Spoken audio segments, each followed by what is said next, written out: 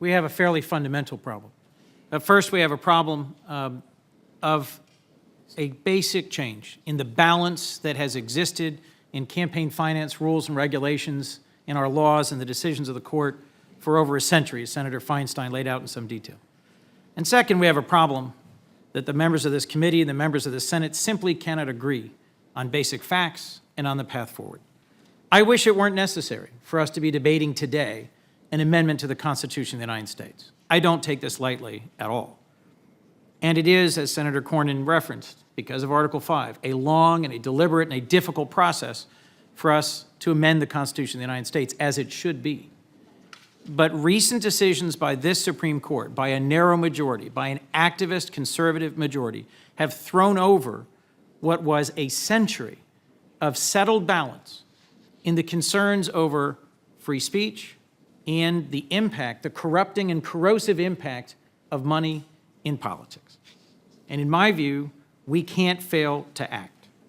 I want to restore the previous balance, those previous decisions. I want us to get back to a place that was struck in an appropriate balance in the McCain-Feingold bill, or arguably previously in Buckley versus Vallejo. There was a balance that recognized that the First Amendment and the free speech rights of Americans and citizens had to be weighed against concerns about the corrupting influence of money in politics. And in my view, we should listen to the vast majority of the American people.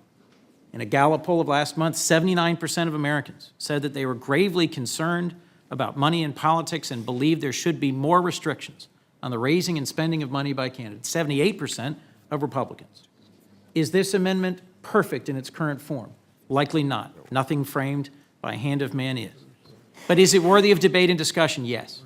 Is this an effort to ban books and movies and to silence the NAACP? Not at all. And I think we need to focus on two simple points.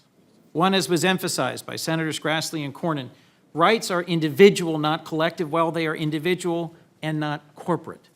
One of the things that concerns me most deeply about the recent trend of the Supreme Court is the recognition of the legal fiction of a corporation as a person, and the throwing open of corporate treasuries and the resources both of labor and corporations to flood their dollars into the political marketplace of ideas.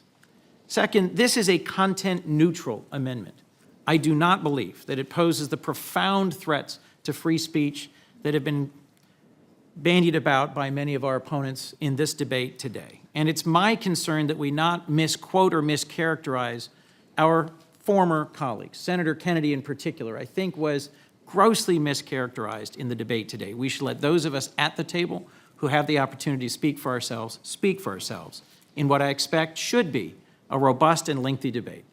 But it's my hope that we will adopt this amendment so that it goes out to the states, so that the people of the United States in the months and years to come have a chance to debate how to craft this, how to narrow this, how to focus it, and how to deal with the very real and corrupting influence of money in politics.